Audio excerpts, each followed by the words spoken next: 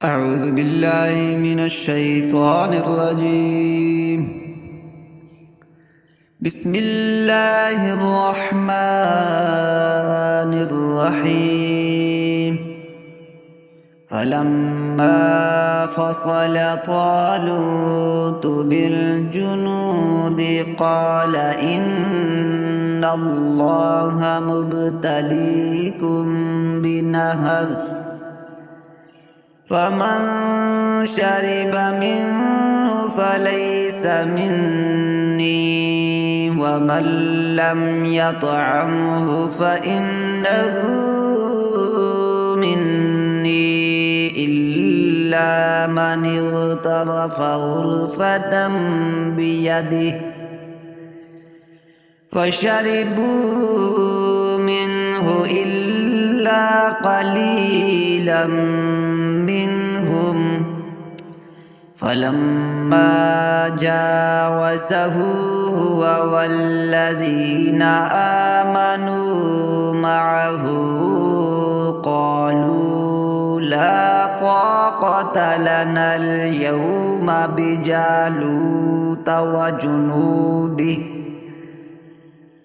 قال الذين يظنون أنهم ملاقو الله كم من فئة قليلة غلبت فئة كثيرة بإذن الله والله مع الصابرين.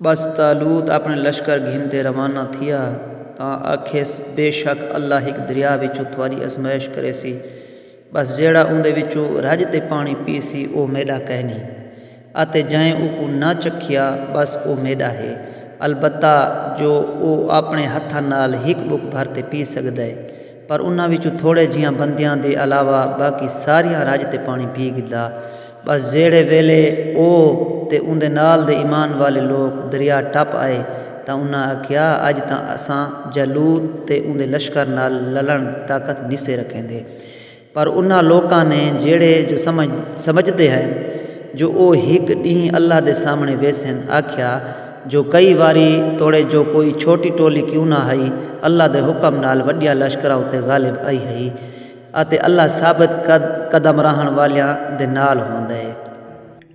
ولما برزوا لجالوت وجنوده قالوا ربنا أفرغ علينا صبرا وثبت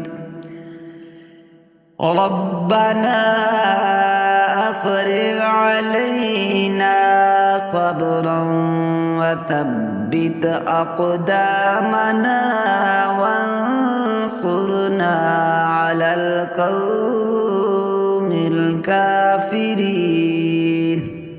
अते जॾां ए लोग जालूत ते उन लश्करां दे मुकाबले ते आ गए तां उन्हां दुआ मंगी जो असाडे रब आ साडी साबित कदमी विच बरकत पा अते लड़ाई विच असाडे कदम जमाई रखें अते काफरां दी ई कौम दे खिलाफ साडी मदद कर।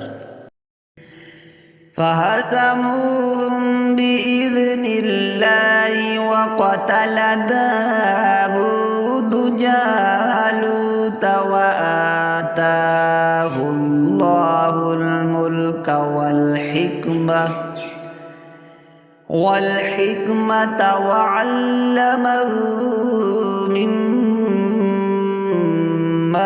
يشاء ولولا دفع الله الناس بعضهم ببعض لفسدت الأرض ولكن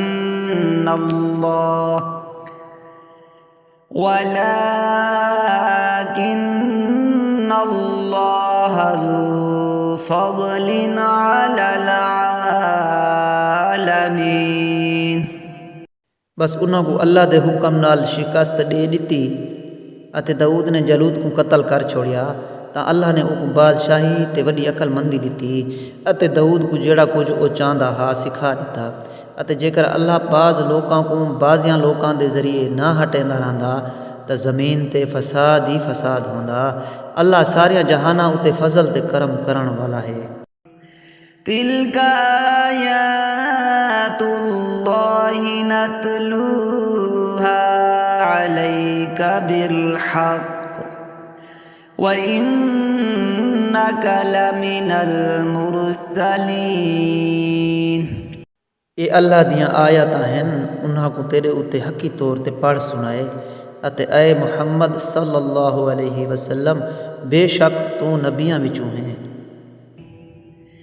تلك الرسل فضلنا بعضهم على بعض منهم من كلم الله ورفع بعضهم درجات وآتينا عيسى ابن مريم البينات وأيدناه بروح القدس ولو شاء الله ما اقتتل الذين من بعدهم من بعد ما جاءتهم البينات